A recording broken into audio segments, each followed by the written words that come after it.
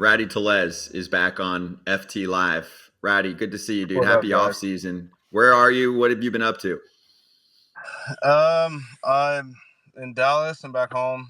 Then just been working out, taking care of those long injuries, those long season stuff, and then just getting ready. I head up to Kansas for my first hunt, believe it or not, tomorrow. So that'll be nice. Get away from it a little bit. Wait, are you going with Gunnar No, Henderson and those boys? absolutely not. I don't hunt with people. I don't want to deal with people. Those guys strike me as guys that talk about baseball too, and that's the last thing I want to do. They do. They do. They want to talk about how they're going to make it through and get further in the playoffs next season. So, Yeah, you're not interested in that on November 2nd? that's fine. And I didn't even watch a World Series, so. Oh, great. Well, we were going to spend about 15 minutes asking you play by play of what went down. Do you know anything? Do you know that the Rangers won? I do. I saw that. I know Corey Seager hit a home run in like every game, and that's about all I know. Only thing I saw was Marcus Semien is probably one of my favorite teammates, one of the better teammates, and I know that last couple of games he turned it on, so I was good. I was happy for him. I saw that home run, but other than that, I didn't watch a ton. Well, can I ask you a question without even watching the World Series? Can you explain to me why a team would look at one of the top hitters in the sport, who has now proven to be one of the most clutch hitters in the sport, in Corey Seager, and continue to give him pitches to hit when you could clearly work around him to pitch to some other dudes? And that also includes Adolis Garcia was hot as hell for a stretch in the postseason, and then he got hurt, and they still were pitching to Corey, which I found a little bit questionable, and fans in Arizona were kind of freaking out. Yeah, I mean, you're not going to intentionally walk him every AB, but I think they gave him a lot to hit. Yeah, I mean, baseball is baseball. Sometimes, you're not trying to throw that pitch and you end up throwing it right down the middle. But yeah, it kind of blows my mind when you got somebody like that who's, just anything you throw through the zone, he's putting a barrel on it. Kind of makes you wonder why you don't just unintentional, intentional walk where you just see if he swings or not, and if he does, he does. But most of the time, he's just, yeah. That lineup was, once they lost Adolis, it was like, why? There's nobody else really that can do the damage that he was doing, but it didn't really matter. For someone that didn't watch the World Series, you sure know a lot of shit about the World Series. I literally just repeated what somebody else said. People do that all the time, actually. But Kratz, am I missing anything? I mean, did I explain that well? Tried to keep it simple, but just I felt like there were pitches that, I mean, there were even earlier in the series some first pitch fastballs to Corey Seager, which I don't know. Have you been watching Corey Seager for the 8 years that he's been in the bigs? That's kind of his thing. It's the highest. He swings at all of them. He just swung today at a first pitch. Exactly. Rowdy, so tell me what you're up to this offseason, aside from the hunt coming up by yourself. Anything on the books, plan-wise? And also, what do you do as far as taking time away from swings, and then when you kind of go back to it, and do you tweak that per offseason? Yeah, I was just at my best friend's wedding in Scottsdale. They did it at a resort, and so I had to do the best man speech. They said keep it 2 to 4 minutes, and I did 6.5 of just a pure roast of them. So it was that, that was what we did to start the off season. And then just throughout, I like to hunt, like to relax, kind of get away from reality. But I started working out 10 days ago, last week basically. And then I start Pilates. So that'll be Wait, what? Wait, what? Dude, I gotta do it. Wait. I'm trying to get more flexible. So wait, hold up, because I do Pilates, and I'm not flexible at all. But I mean, I feel like you do you do the machine Pilates or the floor Pilates, or are you on a reformer? What's your go-to Pilates? I'm on. He gone. Never mind. See. Sorry, I got a phone call. I'm on a reformer. I do a private class, so they can't make fun of me because I'm not good at it. I'm really. It's like trying to mold dried cement. I don't move well. So I just want to be able to move well. So I started that this offseason, and it sucks. Anybody that's done it knows it's not fun. It's really hard. It is. And I feel bad because the ladies trying to adjust me, and I'm sweating through my whole uni. And I'm I feel bad for this girl. Do you wear Brewers shirts when you work out? Dude, I just came from the gym. And I don't have Brewers anything on. I don't even. Dang. No. Did you walk from the gym or did you run from the gym? You're sweating like Francisco Cervelli at a drug test. I'm not. But I've only played for 2 teams, so I don't have a ton of shit like you do. I don't have anything. Where my whole wardrobe is everything you have. But no, I did it. I did it when I was younger. I wore my Blue Jay stuff in the minor leagues, to go work out at my gym in the off season. And my old high school pitching coach pitched in the big leagues for a couple months, and he saw me in it, and he wore me out about letting people know. He was like, "Hey, you don't even have a Lansing Lugnuts shirt on. You're not even on the Blue Jays, so why do you have Toronto Blue Jays stuff? You're not even that good." He kind of just went in on me, and I was like, "All right, well, I'll never do that again." So that kind of ended that, man. And I was like, "All right, dude, I'm just going to wear gym clothes." Smart guy. I really thought my money was on Kratz and me being the Pilates experts. I don't think I've ever done Pilates. Kratz, have you? No Pilates. No. Yoga. Do you think FT fans, if we were like, hey, FT people that are watching right now, which half of the screen is doing Pilates and which half is not? I think it would have been 90% would have guessed Kratz and me. Yeah, that's crazy. Good. I like it. I like it. The athletes are doing Pilates. We got to stay ready. Do you wear shorts that makes it look like you're smuggling grapes when you're doing Pilates? I kind of got some short ones on. I wear leggings too, though. Just leggings or shorts over, I hope? That's yoga pants for men. Yeah, pretty much. Shorts over. I got to keep it, and then I wear a high-waisted one, so it makes it look like I'm already down 20 pounds. You got to, I'm trying to be aerodynamic, and I got to look good, just for when they do ever show me. So then they're like, man, he's working hard, and then I just kind of take it off. It's like, that fat girl in the club where you're like, dude, she looks good, and then she gets back to your house, and she drops it out, and you're like, damn. I got fooled.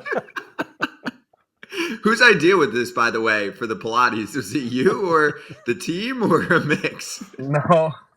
This is...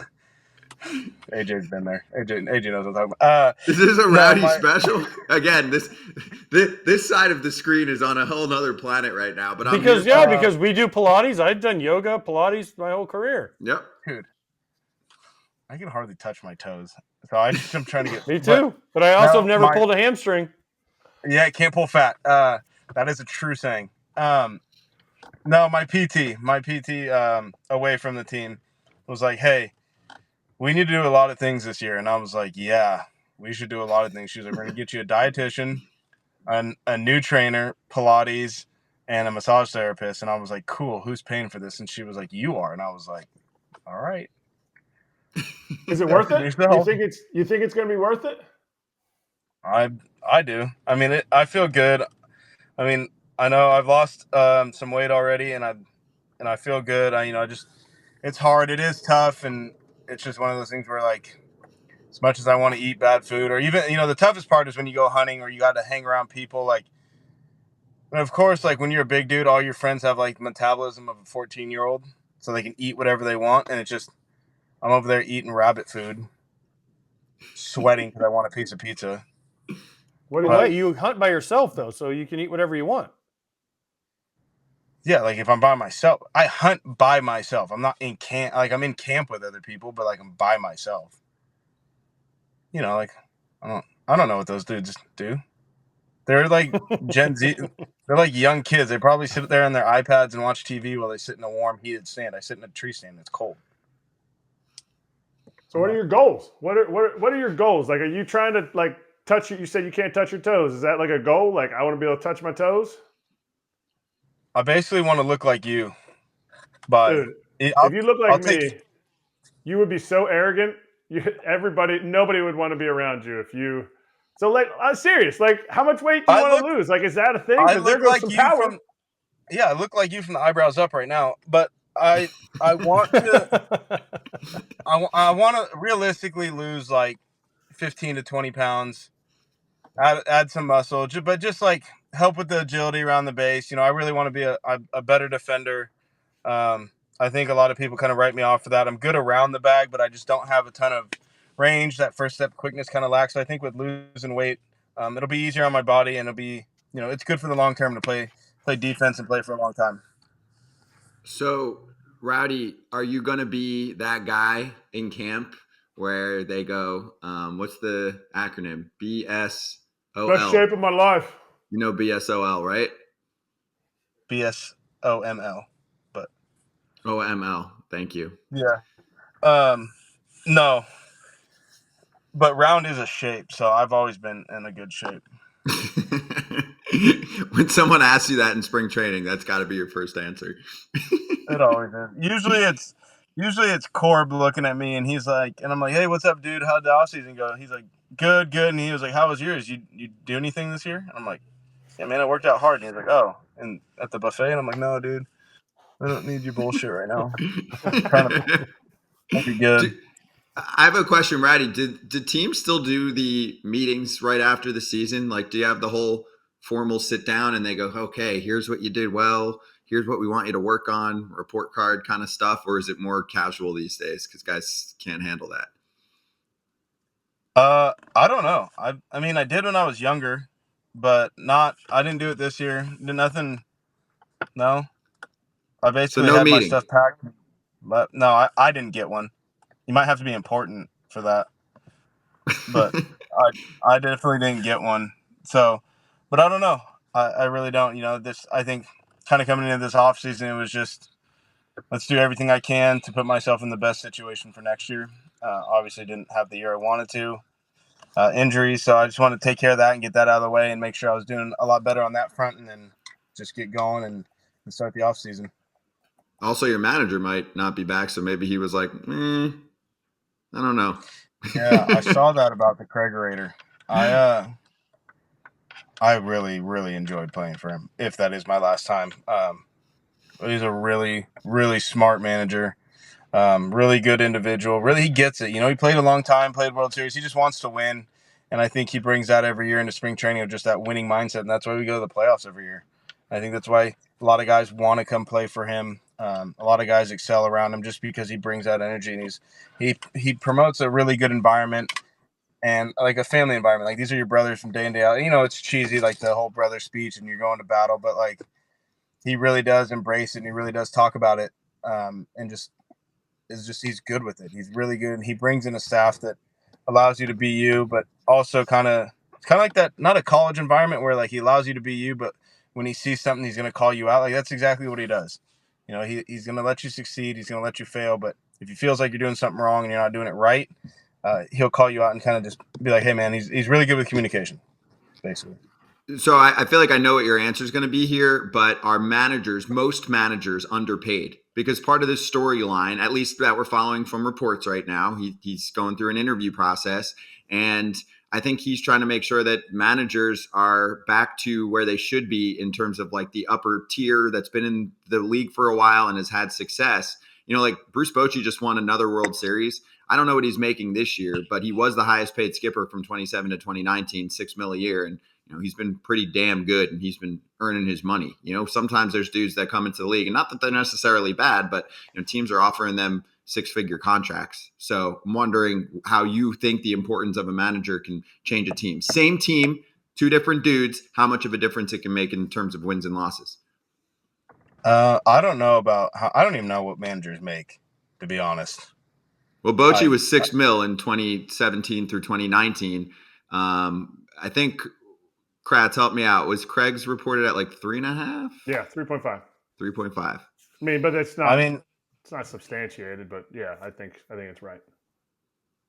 I think it should be a scale of like how baseball players are. Obviously, the better you are, the better you manage, the more you should get paid. And I feel it's just like it's a free agency. Like you want to go somewhere you want to go somewhere where you feel valued, but the money's also an aspect. I mean, I know a couple of you guys have been free agents, so you kind of look at it that way. Like, you want to make money, but you also want to be somewhere where you wanted. And, like a lot of it has to do with players also, but some of these big market teams are willing to pay. And if that's what you want, then that's what you want. I can't speak for Craig. I don't know what he really wants. And, I know deep down he wants to win a World Series. He's done it as a player multiple times, so that's what he wants. But, I do think managers should be paid according to how they're performing for starters. But then, if you play for New York Yankees, they're going to have more money than the Tampa Bay Rays. That's just how it's going to be then. But I don't know. I can't really speak on that front. All right, we got, Halloween just passed. Big Woo was just on. I want you to hear what Big Woo has to say here. So, They're still scarred from Rowdy Tellez sending his freaking jammed up finger, and he said we could post it. God. And I was all right. So Jesus, yeah, send us something. This dude, he thinks he's an athlete trying to fill fly balls in the outfield and just bums up his finger. Come on, man. Yeah, you know your place. Like Halloween. That looked like Halloween. that was gore. For the record, Rowdy, I said nothing about your athletic prowess. I was bringing up how Woody should send us a picture of his Halloween costume. And I did say your finger wins for Halloween costume, even though it was like 3 months ago. I think you meant to bring it up intentionally. I think that was something you really wanted him to say something about. So, but he's not wrong. That was just dumb on my part. I don't know what I was doing. I thought I was cool for a day, and then the crazy part was I was supposed to be joining the team again in a couple days. It's like my time on the IL was up, and then I stuck my finger through a meat grinder pretty much, and my nails growing back though. Let's see. Yeah. Barely tell anything. Barely tell anything. It looks like you chew on them. Yeah. Pretty much. Not bad, dude. Yeah. It's not terrible. I mean, I have all the feeling in it and nothing. It's just ugly. But all right, what? Just real quick, what'd you go as dress up as Halloween? Then we got to go. What'd you dress up as? Nothing. I just handed out candy. I sat in front of my fireplace or my fire pit outside in front of my house and handed out candy to kids. We're a full-size candy bar household, so we are a cool household. Yes. Proud of you. So I think we bought 360 and we ran out. Solid. Wow. Yeah. Solid. Proud of you. But you didn't even have like a hat, nothing. 8 boxes. Rowdy, you didn't have anything on, just a t-shirt? Just no, I did. Plain day? This one kid, no, I had nothing on. I just had a regular warm jacket in front of my 49ers fire pit that they're currently letting me down for 3 straight weeks. And I sat there. I had a couple of friends over. We had some trick-or-treating adult beverages. And then I had this one kid come up to me, and without saying trick-or-treating, he said, "Hey, Brewers suck." And I said, "Okay, thanks, man. Appreciate it." And then I had another kid come up, fully dressed like he was from school. I said, "Hey, what are you for Halloween?" And he was like, "I'm a 5th grader." And I was like, "Oh, nice." And he goes, "Yeah, we don't have money for costumes." I said, Oh, okay. And I was like, "Yeah." And then he didn't even say trick or treat. We have no kids saying trick or treat. We had the most polite little kids. We had a little 3-year-old. She was dressed as Elsa. I gave her like 3 or 4 big candy bars because she was a peach. Wait, a kid said Brewers suck. Give me a candy bar. Okay. Yeah. He walked right up. He was full. He walked up and he was like, "Is this the Brewers household?" And I was like, "No, dude, I don't know what you're talking about." And he was like, "I do, I know." And I was like, "Okay." And he goes, "Brewers suck." And I was like, "Where's your dad?" And he was like, "Right there in the white hat." And I was like, "Hey, dude, gotta work on something here, man. Like, let's get some like trick or treat, happy Halloween, something." I was like, "Dude, these kids." Yeah, thanks for and the they try candy and come bar. back, and then the worst part is they try and come back to your house like you don't have a memory. Like autograph hounds. Yeah, like, "Hey, dude, you were already here." "No, I wasn't. That was my brother." "Nice try, dude. You're the only dude that looks stupid out here today. Like, I know who you are." That's why full candy bar. You get punished for it. Rowdy, good shit, dude. Keep us posted on the Pilates and the off-season plans. Maybe AJ will go out there and do a class with you. That would be a great auction item at a charity. We could do something in spring training. We can instruct a class. Ooh, I don't want to show you up though. Yeah, that's fine. We're gonna be the instructors. I'll be the hands-on. You can be up there showing them. We'll get Yelly to buy all the stuff for us. Our contractor. But done. Book it. We'll do it. I'm telling our producer. Rowdy, cheers, man. We'll talk soon. All right, talk to you later, guys. Good to see y'all.